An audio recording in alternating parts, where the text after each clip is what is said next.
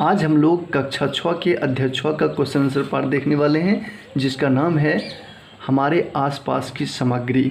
हमारे आसपास की सामग्री में जितने भी इम्पोर्टेंट पॉइंट हैं आपको सारांश में लिखा हुआ मिलेगा। आप निश्चित रूप से उसे पढ़ लें। ये पूरे चैप्टर को आप देख लें तो आपको काफ़ी हेल्प मिलेगी क्वेश्चन आंसर पार्ट को समझने में। तो आप निश्चित रूप से 1 से 2 बार जरूर से आप पहले पढ़ लें, उसके बाद क्वेश्चन आंसर पार्ट को देखें तो आपको काफ़ी कुछ सीखने को मिलेगा। हमने पढ़ लिया है पूरी, और उसके तहत मैं आपको क्वेश्चन आंसर पार्ट कराने वाला हूँ, तो आप निश्चित रूप से जुड़े रहें, बने रहें। तो देख सकते हैं पहला क्वेश्चन आ चुका है। पहला क्वेश्चन कह रहा है यहाँ पे, अपने रसोई घर में जाएं और देखें कि आपके माता पिता ने विभिन्न खाद्य सामग्रियों को किस प्रकार व्यवस्थित किया है। क्या आप छँटनी के लिए किसी बेहतर विधि का सुझाव दे सकते हैं? अपनी नोटबुक में लिखिए। खाद्य सामग्री जो खाने वाले पदार्थ होता है उसे रसोई घर में आप देख सकते हैं वहाँ पे किस प्रकार से व्यवस्थित होता है, उसी को आपको कहता है लिखने के लिए। आप अगर अलग ढंग से कुछ सुझाव देना चाहें तो आप दे सकते हैं। तो बिल्कुल हमने इस क्वेश्चन को इस प्रकार से लिखा है, आप भी यहाँ से नोट कर सकते हैं कि रसोई घर में रखी वस्तुओं को निम्नलिखित तरीकों से व्यवस्थित किया जा सकता है। अगर हम मसाले एक जगह रखेंगे, जैसे कि जीरा, धनिया, नमक, हल्दी, काली मिर्च इत्यादि, ये सारी चीज़ आप एक जगह लिख सकते हैं। मसाले में जीरा, धनिया, हल्दी, काली मिर्च, ये सबको एक जगह व्यवस्थित करके रख देंगे तो काफ़ी आसानी होगी, और इस प्रकार से व्यवस्थित करके आप रख सकते हैं। तेल, सरसों तेल, सोयाबीन तेल और भी प्रकार के तेल जो होते हैं उसको आप एक प्रकार से रख सकते हैं। दाल, चना दाल, मसूर दाल, अरहर दाल, मूंग दाल इत्यादि और भी दालें आप ऐड कर सकते हैं। तो इस प्रकार से आप रसोई घर में व्यवस्थित कर लें। अनाज, चावल, आटा, सत्तू, मक्का, मैदा, बेसन इत्यादि को आप एक जगह रख सकते हैं, और सब्ज़ी में टमाटर, आलू, प्याज, मिर्च इत्यादि को आप एक जगह रख सकते हैं। तो इस प्रकार से आप जो है आसानी से जो है अपने रसोई घर में वस्तुओं को व्यवस्थित कर सकते हैं। तो ये आपका पहला का उत्तर समझ में आ गया होगा। पहला का आंसर आपने यहाँ से नोट कर सकते हैं। चलिए हम लोग क्वेश्चन नंबर 2 को समझते हैं। क्वेश्चन नंबर 2 में कहा जा रहा है कि स्तंभ 1 में दिए गए अक्षरों को सही क्रम में पहले लिखें, सही क्रम में लिखें और प्राप्त शब्दों को मिलान स्तंभ 2 में दिए गए गुणों से करें। जैसे कि ये क्या लिखा हो, इसको सही क्रम में अगर किया जाए तो ये हो जाएगा द्रव। क्या हो जाएगा? द्रव। और इसका मिलान किससे हो जाएगा? तो जल में पूरी तरह घुल जाता है। जल में पूरी तरह घुल जाता है, इसमें नहीं होगा। स्थान घेरता और इसका द्रव्यमान होता है, तो बिल्कुल इसमें आप मिलान कर लेंगे। द्रव पदार्थ जो होता है स्थान घेरता और उसका द्रव्यमान होता है, इसको अगर आप सेटिंग करेंगे तो क्या हो जाएगा? घुलनशील। घुलनशील लिखाएगा, और इसको आप जल में पूरी तरह घुल जाता है, इसमें आप मिलान कर देंगे। ये अगर आप लिखेंगे तो ये हो जाएगा आपका पारदर्शी। पारदर्शी क्या हो जाएगा? पारदर्शी। और पारदर्शी को मिलान करेंगे तो ये हो जाएगा जिनके आर पार स्पष्ट रूप से देखा जा सकता है। नेक्स्ट है, अगर इसको आप सेटिंग करेंगे तो ये आप लिखेंगे धूतिमय। धूतिमय, और इसको आप चमकदार सतह से मिलान कर सकते हैं। तो इस प्रकार से मिलान को आप आसानी रूप से समझ गए होंगे। अब हम लोग समझते हैं क्वेश्चन नंबर 3 को। विज्ञान विषय जो कि क्लास 6 का है, तो आप क्लास 6 से विज्ञान में रुचि लेना स्टार्ट कीजिए, तो आपको क्लास 12 तक के विज्ञान को समझने में आसानी होगी। तो आप निश्चित रूप से क्लास 6 का वीडियो आप निश्चित रूप से देखें, जो भी बच्चे विज्ञान विषय में रुचि लेना चाहते हैं, सीखना चाहते हैं। तो तीसरा क्वेश्चन कह रहा है, दुकानों और घरों में सामग्री रखने के लिए जिन पात्रों का उपयोग किया जाता है वो प्रायः पारदर्शी होते हैं, इसके कारण बताइए। पारदर्शी का मतलब होता है आर पार दिखना, है ना। प्रायः पारदर्शी होते हैं कोई भी सामान रखने के लिए, तो क्यों ऐसा होता है? ठीक है, तो चलिए हम लोग इसके उत्तर को समझते हैं। पारदर्शी इसलिए होता होगा क्योंकि हम उसे पहचान सकें, देख सकते हैं कि अंदर क्या रखा हुआ है। तो पारदर्शी इसलिए वस्तु का यूज होता है, तो आप यहाँ से बिल्कुल नोट कर सकते हैं। दुकानों और घरों में सामग्री रखने के लिए पारदर्शी पात्रों का ही उपयोग किया जाता है, क्योंकि पारदर्शी पात्रों में रखे हुए वस्तुओं को हम आसानी से देख सकते हैं। आसानी से देख सकते हैं, बिल्कुल ये सटीक उत्तर है, आप यहाँ से नोट कर सकते हैं। अब हम लोग क्वेश्चन नंबर 4 को समझते हैं। तो देख सकते हैं क्वेश्चन नंबर 4 को अगर आपको बनाना हो तो आपको अध्याय अगर आपने पढ़े हैं तो बिल्कुल आसानी रूप से आप इस पार्ट को समझ सकते हैं। नहीं भी पढ़े हैं तो आप यहाँ से देखेंगे तो बिल्कुल समझ में आ जाएगी। लकड़ी पारभासी है जबकि कांच अपारदर्शी है, ये सही है या गलत? लकड़ी अपारदर्शी होना चाहिए, क्योंकि पारभासी का मतलब होता है कि अंशतः प्रकाश आर पार हो जाता है, और अपारदर्शी का मतलब होता है कि आर पार नहीं होता है। तो लकड़ी से कभी भी आर पार प्रकाश नहीं होगी, जबकि कांच अपारदर्शी है। तो ये बिल्कुल गलत हो जाएगा। ठीक है। एल्युमिनियम की पन्नी में चमक होती है जबकि रबर में नहीं, ये बिल्कुल सही हो जाएगा। एल्युमिनियम की जो पन्नी होती है उसमें चमक होती है। चीनी जल में घुल जाती है, चीनी जल में घुल जाती है जबकि लकड़ी का बुरादा नहीं, चीनी जल में घुल जाती है, सही बात है, लकड़ी का बुरादा नहीं। सेब एक द्रव्य है क्योंकि यह कोई स्थान नहीं घेरता, इसका द्रव्यमान, इसमें द्रव्यमान है, तो ये गलत है। सेब एक द्रव्य है क्योंकि यह कोई स्थान नहीं घेरता, स्थान घेरता है और इसमें द्रव्यमान होता है, बिल्कुल ये बात है, लेकिन ये जो दिया हुआ है ये बिल्कुल गलत है। तो सेब एक द्रव्य है क्योंकि यह कोई स्थान नहीं घेरता, ये बिल्कुल गलत है। तो इस प्रकार से आप यहाँ से समझ सकते हैं। क्वेश्चन नंबर 5 को समझते हैं हम लोग। क्वेश्चन नंबर 5 में कहा जा रहा है कि हम विभिन्न सामग्रियों जैसे लकड़ी, लोहा, प्लास्टिक, बांस, सीमेंट और पत्थरों से बनी कुर्सियाँ देखते हैं। लकड़ी का, लोहा का, प्लास्टिक का, बांस का, सीमेंट और पत्थरों से बनी कुर्सियाँ देखते हैं। कुर्सी बनाने के लिए सामग्री के कुछ वांछनीय गुण निम्नलिखित हैं। कौन सी सामग्री इन गुणों को पूरा करती है? कौन सी सामग्री इन गुणों को पूरा करती है? पहला नंबर कठोरता, लंबे समय तक उपयोग के बाद भी बैठने पर मूर्ति या हिलती नहीं है, उसमें कठोरता गुण विद्यमान रहता है। तो ये इसमें से आपको छांटना है कि कौन कौन से ऐसी लकड़ी का है या फिर लोहा का है। तो लकड़ी में जो है कठोरता बनी रहेगी, इसकी कोई गारंटी नहीं है। लोहा में कठोरता बनी रहेगी, ये आप लिख सकते हैं। प्लास्टिक में भी ऐसी बात नहीं होगी। बांस, सीमेंट और पत्थर वाले कुर्सी जो होगा उसमें भी कठोरता बनी रहेगी, तो इसमें सीमेंट वाली भी हो जाएगी। तो इस प्रकार से हमने यहाँ पर लिखा है लोहा, सीमेंट, पत्थर, बिल्कुल आप यहाँ से नोट कर सकते हैं। नेक्स्ट है हल्का भार, एक स्थान से दूसरे स्थान तक ले जाने में, उठाने में आसानी होता हो, तो हल्का भार किस में होगा? तो हल्का भार आप देख सकते हैं, हल्का भार किस में होगा? तो हल्का भार आपका लकड़ी, प्लास्टिक और बांस में रहेगा। किस किस में रहेगा? लकड़ी, प्लास्टिक और बांस में हल्का भार। ठीक है, देख सकते हैं। एक स्थान से दूसरे स्थान तक ले हम जा सकते हैं, तो ऐसा कौन कौन सा हो जाएगा? लकड़ी, प्लास्टिक और बांस की जो कुर्सी बनेगी उसको हम लोग एक जगह से दूसरी जगह ले जा सकते हैं। सर्दियों में बैठने पर अधिक ठंड महसूस नहीं होती है, सर्दियों में बैठने पर अधिक ठंड महसूस नहीं होती है, तो उसमें क्या क्या हो जाएगा? लकड़ी और बांस। लकड़ी और बांस जो है आपको अधिक ठंड महसूस नहीं होती, जबकि आपका पत्थर या फिर सीमेंट का बना होगा तो उस पर ठंडी महसूस होगी। तो सबका अलग अलग गुण है, तो ये निश्चित रूप से आपको समझना चाहिए। और इस क्वेश्चन को उत्तर जो है आप नोट कर लेंगे, अभी हम नोट भी दिखाएंगे, पहले आप समझ लें। यहाँ पे इसे नियमित रूप से साफ़ किया जा सकता है और लंबे समय तक उपयोग के बाद भी नई जैसी दिखती है, तो ऐसे कौन कौन सी कुर्सी होंगी?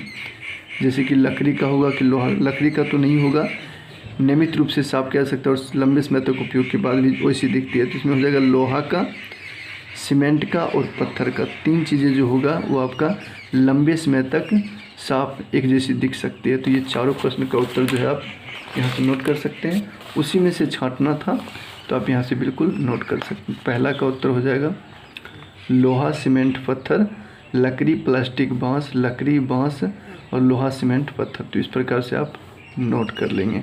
तो चलिए हम लोग अब नेक्स्ट क्वेश्चन देखते हैं। क्वेश्चन नंबर 6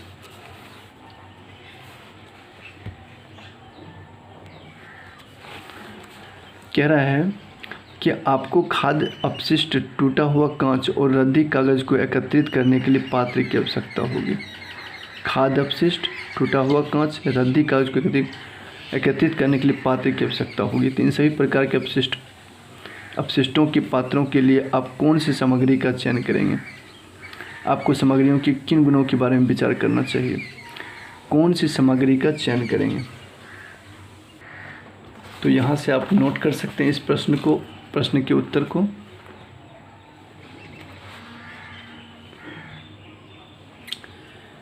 खाद्य अपशिष्ट को एकत्रित करने के लिए प्लास्टिक के अधातु से बने बाल्टी या टब इत्यादि सामग्रियों का चयन करेंगे। जो खाद्य पदार्थ हैं, जो भोजन वाली पदार्थ, अपशिष्ट पदार्थ को एकत्रित करने के लिए यहाँ पे खाद्य हो जाएगा। ठीक है, खाद्य अपशिष्ट को एकत्रित करने के लिए प्लास्टिक के धातु से बने बाल्टी या टब इत्यादि का सामग्रियों का चयन करेंगे, ना कि और करेंगे। ठीक है, यहाँ तक हो गया। जबकि टूटे हुए कांच को एकत्रित करने के लिए, जो ख में था, जबकि टूटे हुए कांच को एकत्रित करने के लिए धातु या लोहे से बने वस्तुओं का चयन करेंगे। धातु या लोहे से बनी वस्तुओं का चयन करेंगे और रद्दी कागज़ को एकत्रित करने के लिए प्लास्टिक से बने हल्के पात्रों का चयन करेंगे। तो बिल्कुल आप यहाँ से तीनों का क ख ग का उत्तर जो है यहाँ पर लिखा हुआ है, आप यहाँ से नोट कर सकते हैं। क्वेश्चन नंबर 7 को हम लोग समझते हैं। क्वेश्चन नंबर 7 आप आसानी से समझ सकते हैं, इसके लिए हम यहाँ पर ही आपको बता दें, क्वेश्चन में ही इसका आंसर है। हमारे चारों ओर वायु है लेकिन यह हमें एक दूसरे को देखने से नहीं रोकते। वहीं यदि बीच में लकड़ी का दरवाज़ा आ जाए तो हम एक दूसरे को नहीं देख पाते।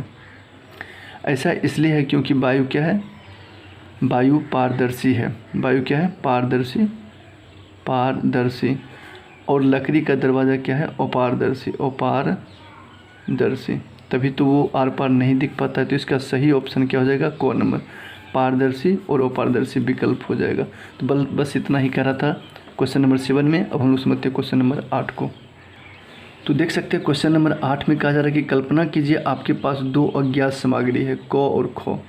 अज्ञात है क, एक का नाम क है, एक का नाम ख है। सामग्री है, जब आप सामग्री क को दबाने का प्रयास करते हैं तो यह कठोर महसूस होती है और आसानी से अपना आकार नहीं बदलती है। दूसरी ओर जब आप सामग्री ख को दबाते हैं तो यह आसानी से अपना आकार बदल लेती है।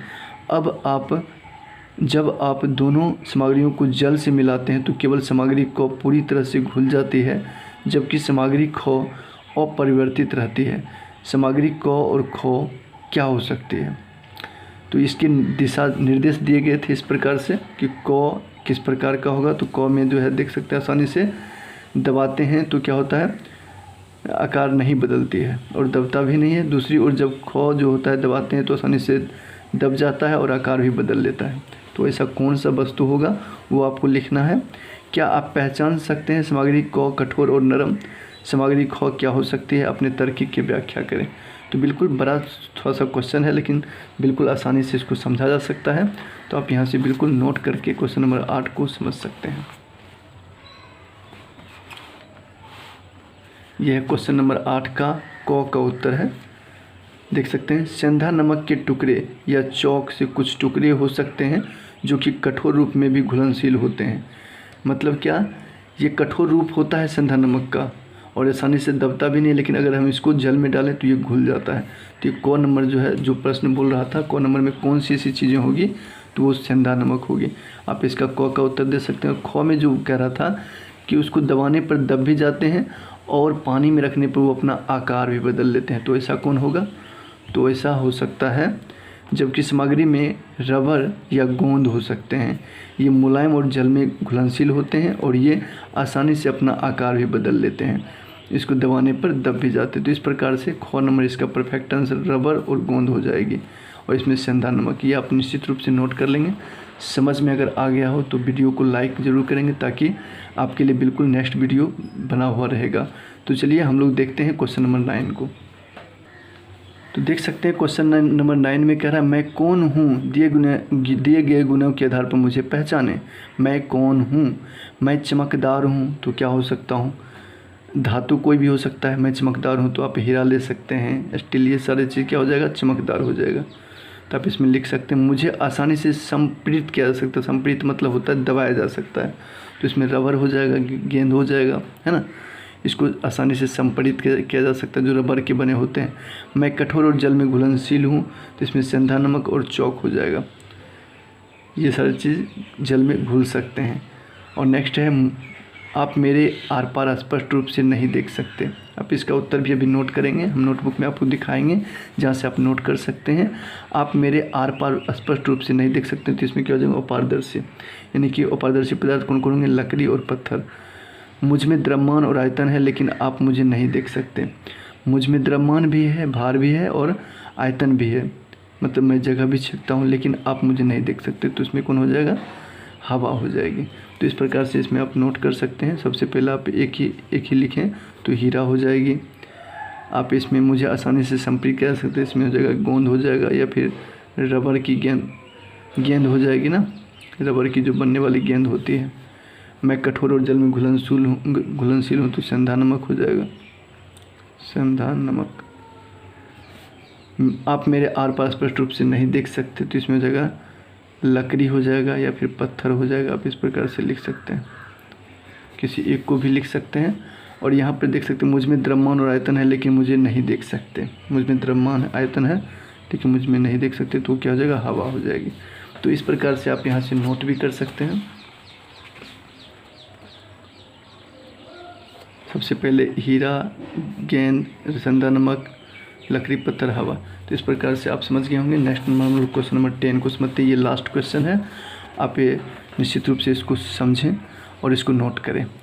आपको अग्रलिखित सामग्री प्रदान की गई है। सिरका, शहद, सरसों का तेल, जल, ग्लूकोज, गेहूं का आटा, ये सारा चीज़ आपको प्रदान की गई है। सामग्रियों के कई ऐसे 2 जोड़े बनाइए जहां एक सामग्री दूसरे से घुलनशील हो, और कोई 2 जोड़ा बनाएं जहां एक सामग्री दूसरे में घुलनशील हो। मतलब एक में घुल जाता है, इसी में से लेकर के आपको रखना है, इसी में से आपको लेना है जो घुलनशील होंगे, 2 जोड़ा बनाना है, और इधर आपको अघुलनशील वाले जोड़े बनाने। तो देख सकते हैं आप, घुलनशील जोड़े को मैंने इस प्रकार से लिखा है। ये घुलनशील जोड़े हो गए जल और ग्लूकोज, पहला नंबर। जल और सिरका, ये दोनों घुलनशील वाले जोड़े हो गए। अघुलनशील जोड़े जो नहीं घुलते हैं, तो पहला नंबर आपका हो गया जल और सरसों का तेल। जल और सरसों का तेल जब आप घोलेंगे तो सरसों का तेल अलग हो जाता है, ये घुलते नहीं हैं। एक हो जाएगा जल और आटा, ये भी घुलते नहीं हैं। तो इस प्रकार से आपके घुलनशील और अघुलनशील को आप लिख सकते हैं। तो चलिए, यहाँ तक देखने के लिए आपको बहुत बहुत धन्यवाद। फिर मिलते हैं नेक्स्ट वीडियो में ऐसे ही क्वेश्चन आंसर पार्ट को लेकर के, जो आपको बिल्कुल घर बैठे यहाँ से आपको सारे क्वेश्चन आंसर पार्ट आसानी से मिल जाए। थैंक यू यहाँ तक देखने के लिए।